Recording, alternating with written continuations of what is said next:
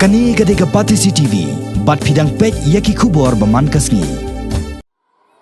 Lympung Yelekai Karate, Kabalatep kom ke 26 Inter-School and 8 Inter-College Karate Tournament 2018. Kabala Pynlong de All Meghalaya Karate Do Association. Kalapoi sa kabakot no hakakatway trek mataw nailar. Yakani Lympung Yelekai Kabala Pynlong ha Indo Sports Hall JN Stadium Polo. Kabalasdang nadu ka spotrek mentaw bnai nailar kidon hadu sauspa nriu prangot kinongi sementa na ki khandai tali ki college bat nriu pau nyo tali ki school na kaleng kejela lapli perdai kini Lympung da ka director joknat sports and youth affairs ikong matsiu dor war nongbri kat bala penha perdapat da UMLA ka North Shillong constituency uba Adelbert nongrom haka result ilakai jong ki school na pedang ki senrang ya ka nam lado hakani Lympung layo ra da ka kenhon jong ka Providence School bat ka St. Anthony's Junior School part kelayo ka kerdan baar nakal yang ikan thai part ya ka nam lado lara da ka kenhon jong ka Providence School hi bat ka Katie's Corner Secondary School kelawan baar haka result na ka je khon jong ka Inter College pan ya ka nam lado hakal yang ki senrang layo ra da ka kenhon jong ka Synod College kat ba ka kenhon ka bon baar part kadai ka St. Anthony's College wapai part sa yang ikan thai ya ka nam lado hakani Lympung layo ra da ka kenhon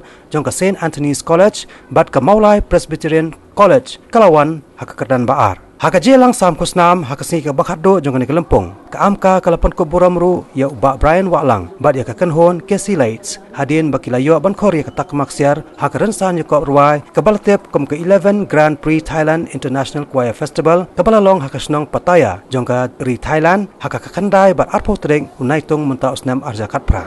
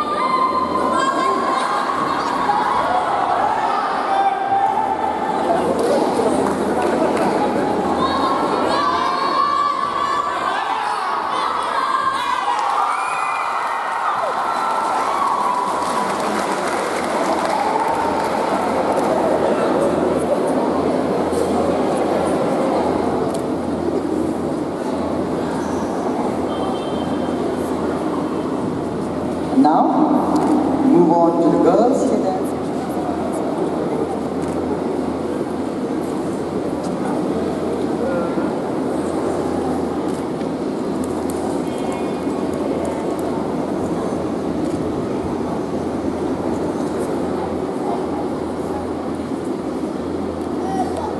Now, move on to the boys cadets individual committee cadet below 52 kgs individual committee cadet above 52 kgs.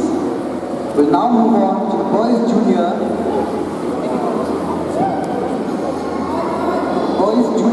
individual committee above 55 kgs.